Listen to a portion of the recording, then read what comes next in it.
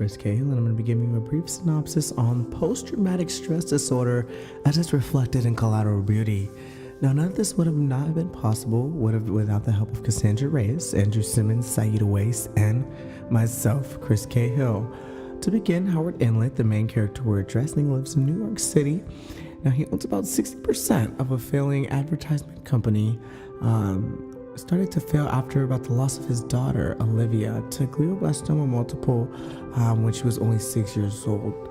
Now, Howard Inlet we already just lived in New York, but he's a man who's really been different, really been changed by the experience of the loss of his daughter. Now, the distance he's put between himself and the rest of his world causes his colleagues to kind of concern themselves with the matter, and they try to step in and intervene because he writes letters to these bigger concepts like love and death, and so they retreat these letters, and then they hire actors to kind of personify these elements and try to direct change. He's cut off a lot of the relationships in his life. We came to this diagnosis because of his tendencies, his actions that he displays throughout the film. Because of this traumatic event, you really see the negative alterations in mood cognitions that are associated with the event after its occurrence, like his inability to remember certain aspects and his quick temperament, difficulty regulating emotions and maintaining his relationships because this weighs so heavily on his conscience. It affects every element of his day-to-day activities. To kind of present the initial symptoms that you see firsthand, his persistent avoidance of particular stimuli that are associated with the event.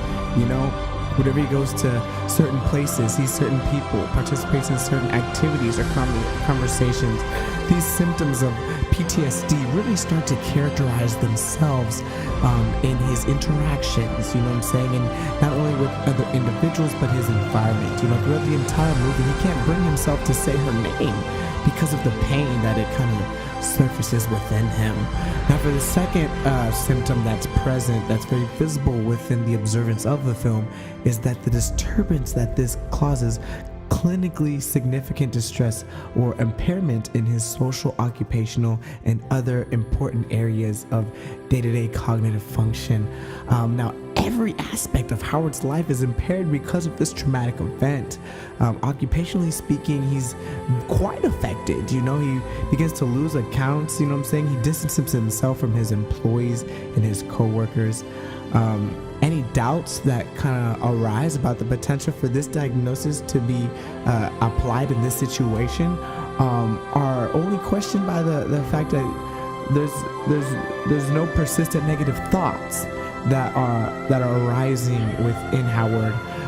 He is very upset, and he does seem to think very negatively about himself, but only for a brief period. That's not like a consistent reoccurrence. He thinks more negatively about the event as a whole and the impact that it's had on his life and his perceptions of relationships and their lack of continuance. The possible treatment plans for Howard to kind of help him overcome this would be initially cognitive therapy. Getting to talk with a therapist can really help you understand the situation and change how you think. The long-term outcomes include helping you learn to identify these thoughts about the world and yourself and replace these with more accurate and less distressing thoughts. It's very appropriate because it allows you to be able to cope with such feelings as anger, guilt, and fear. And it really helps you to push past those.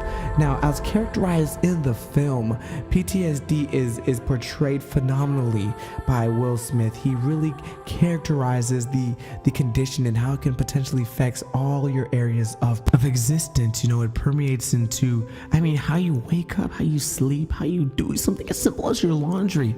You avoid certain areas of your house because they arise certain memories within you.